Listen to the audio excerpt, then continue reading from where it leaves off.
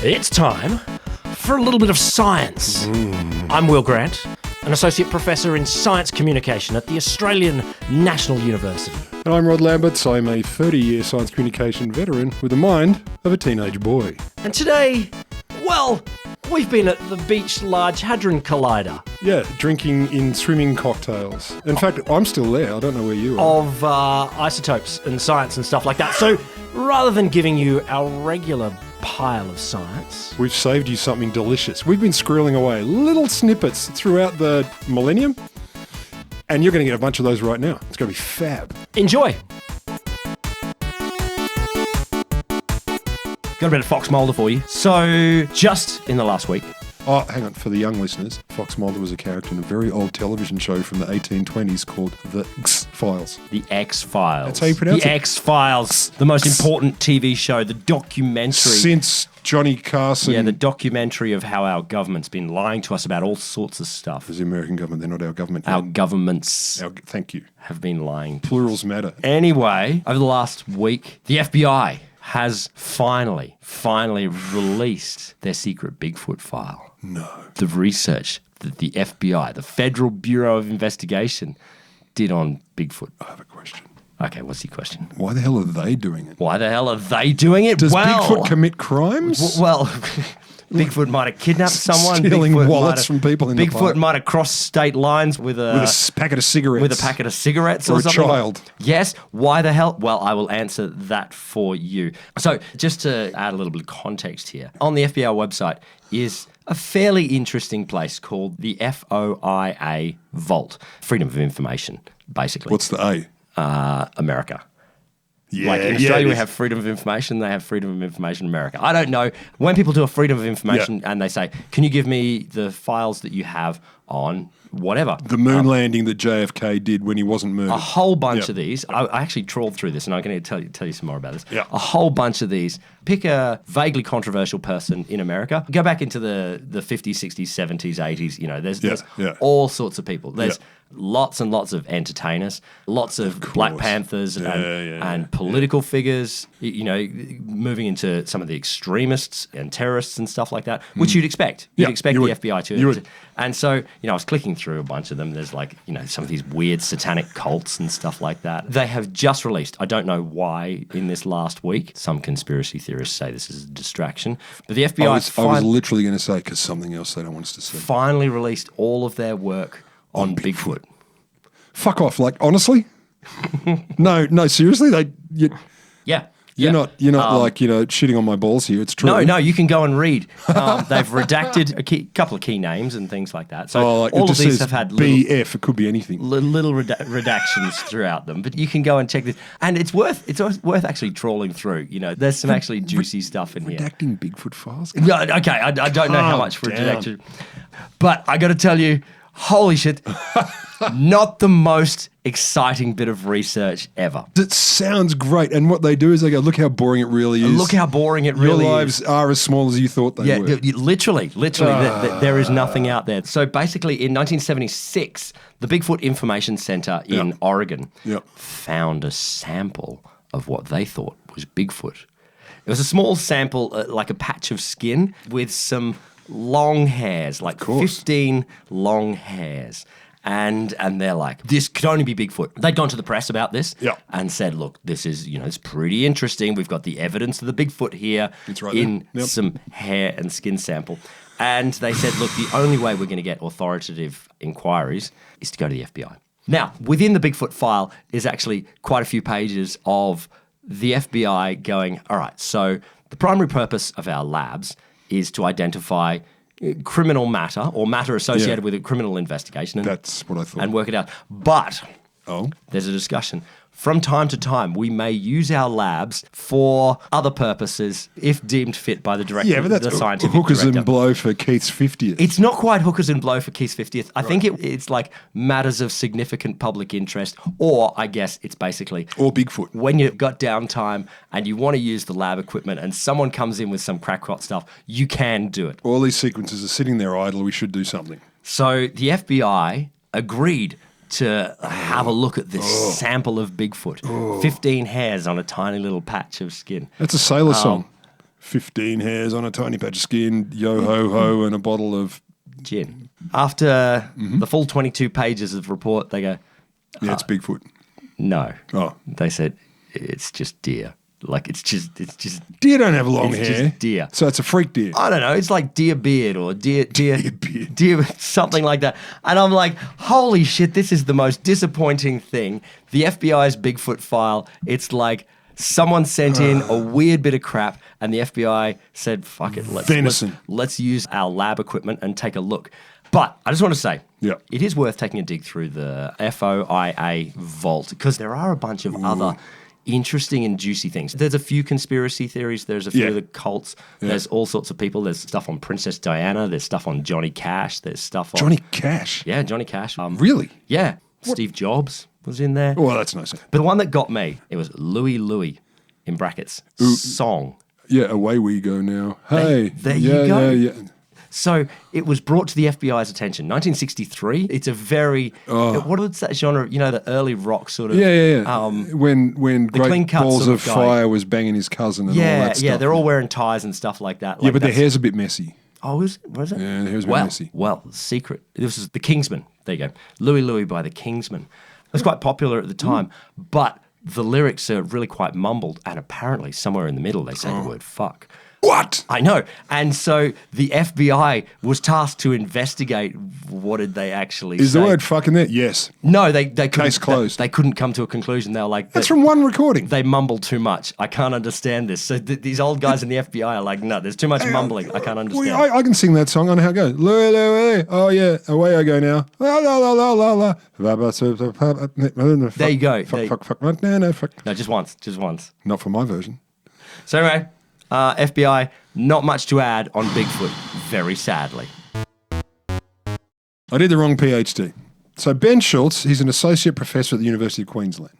Oh, what a great university. You probably know him, right? He's got a PhD student called Edward Kerr, who I don't know if he's graduated yet, maybe not quite yet.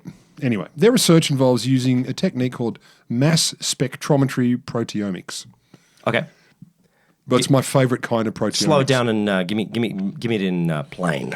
Okay, mass spect. No, our research. This is what Kerr says. So the grad student, our research looked at what proteins are present and how much there is in each protein. I'll tell you in what in a moment. So what proteins are there in this substance, and how much of each protein there is. So what kind and how much. Essentially, a mass spectrometer measures the mass of a molecule. Yep. It allows them then to match the experimentally measured masses to a theoretical list of proteins and identify what's present and how many. So what's there, let's check theoretically. Okay, this is what we've got. But it's all about the mass. So it's all about the mass. A protein A should weigh about this sort of amount. And if we've got a protein that weighs this amount, then we reckon we've got protein A. Yeah, and there's this many of them, so there's more of protein A than B, et cetera, et cetera. You jealous of the research yet? No, not quite. Okay. I mean, it sounds cool.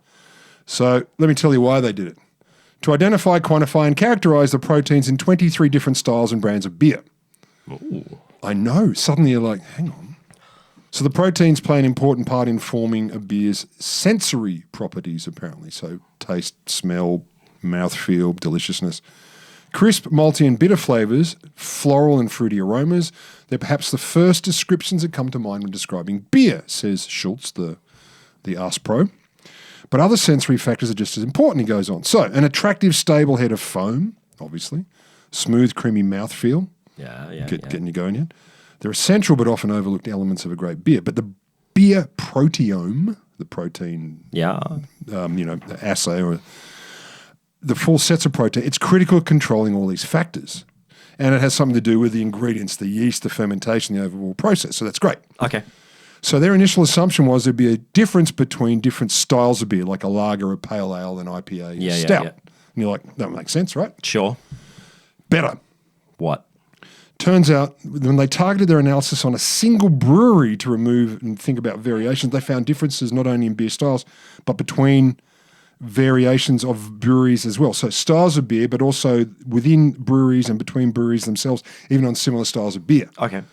So the proteins from yeast that make craft beers distinct from beers from your mass mass-produced mobs. Oh, really? So Craft beers actually are more delicious the end and result different. is craft beers. Oh, Yeah, craft beers are better. Wanker. I'm not a wanker. I'm just reporting on it. He's so mean to me.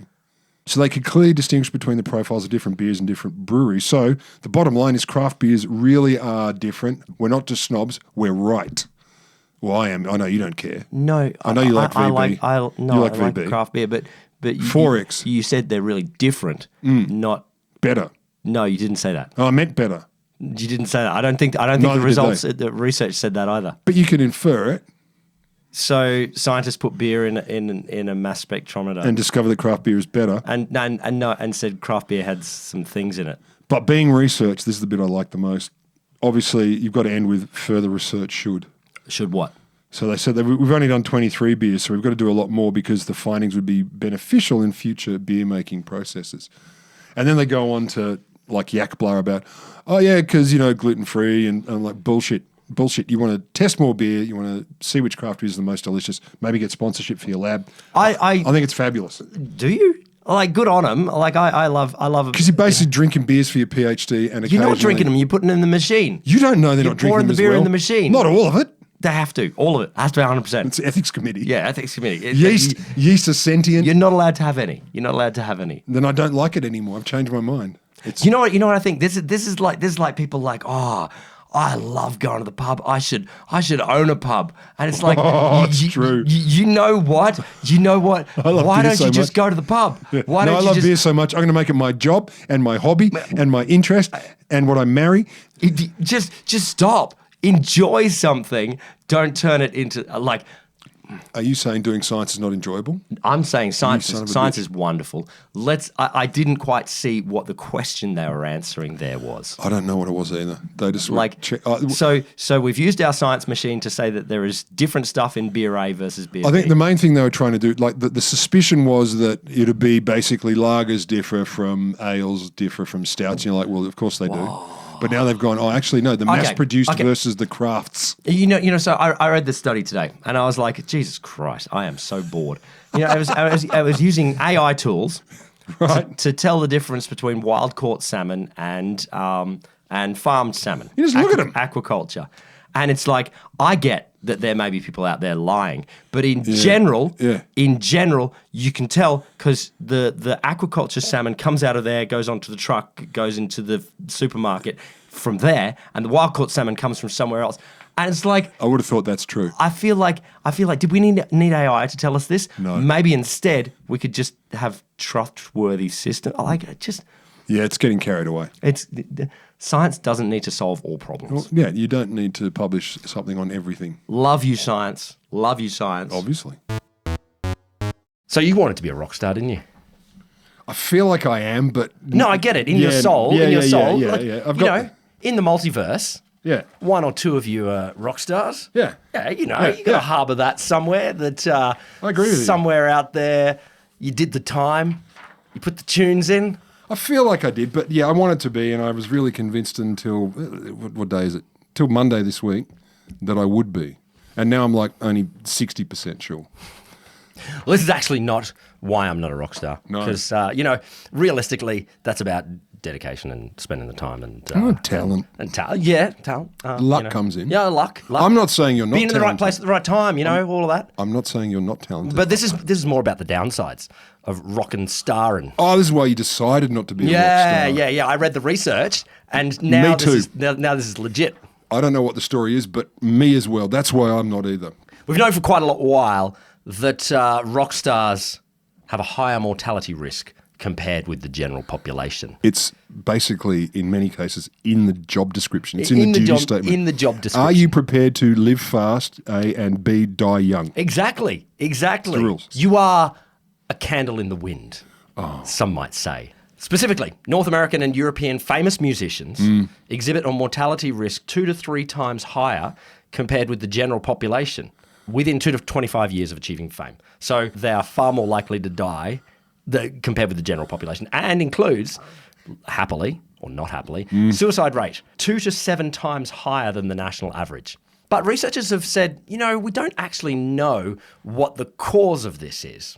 Previous studies didn't really disentangle whether it's fame or it's the lifestyle of being a professional musician because the lifestyle, even if you're not famous, involves late hours, you're working gigs all over the place, you're traveling a lot, you're exposed to a whole bunch of risk in the back of the van. Yeah, there's a fair bit of drugs around, there's a fair bit, even if you're not famous, there's a fair bit of the risky things Your drugs around. and your diseases TD. Yeah, exactly. All of that's available even to your friends at the folk festival that, might be strumming the guitar. They're not my friends. In front of your friends. 12 or 13 people. Those are your friends at the folk festival.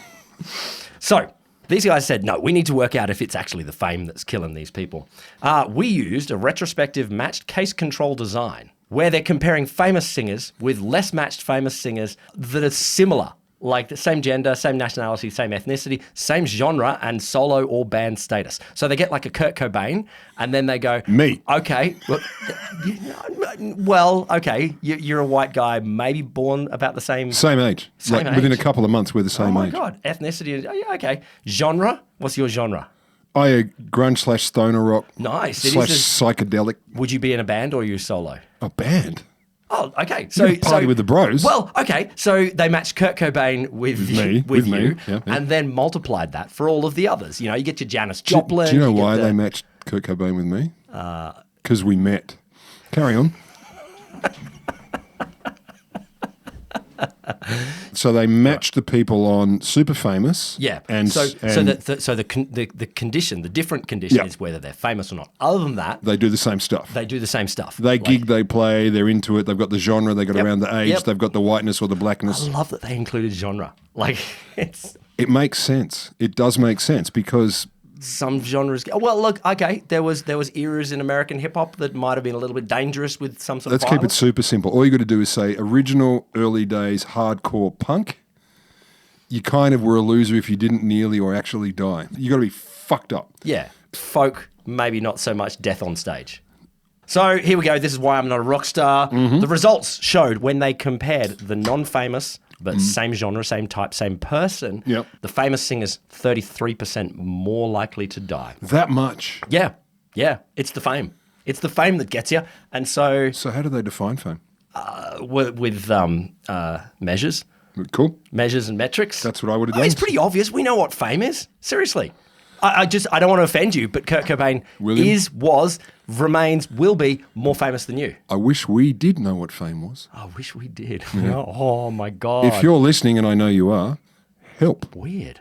We want to die young too. Too late for me. So the conclusion, this study provides new evidence suggesting that fame may be associated with increased mortality risk among musicians beyond occupational factors. I was like, more. So what's your advice here? Yeah. Don't fame. Don't fame. Fame less. Be really successful, but don't fame in an entertainment industry. So there you go. That's why I'm not a rock star. Well, that was your little bit of science for the week. Your holiday edition, your special by the pool wearing a bikini edition. But because you're on holiday, you know that you still have the power to give us the rating that you need to give us. Yeah, 7 stars on every app, even things that don't do podcasts. Yeah, go out there and rate it on like a recipe app. And Uber and Yelp. Is it Yelp still a thing? I think so. I don't know. I'm in a restaurant. And listener, if you've got some topics that you want us to explore, tell Will. How would we tell Will? His number is 0405. Not like that. Oh, cheers at a little bit of science.com.au. Do that. We want your stories. Yeah, we want to hear from you. Lovely listener. Enjoy the Pinas Colada. Oh, and the Pina Colada. Pina Coladia. Pina Coladia. Of the clay. Pina Coladi.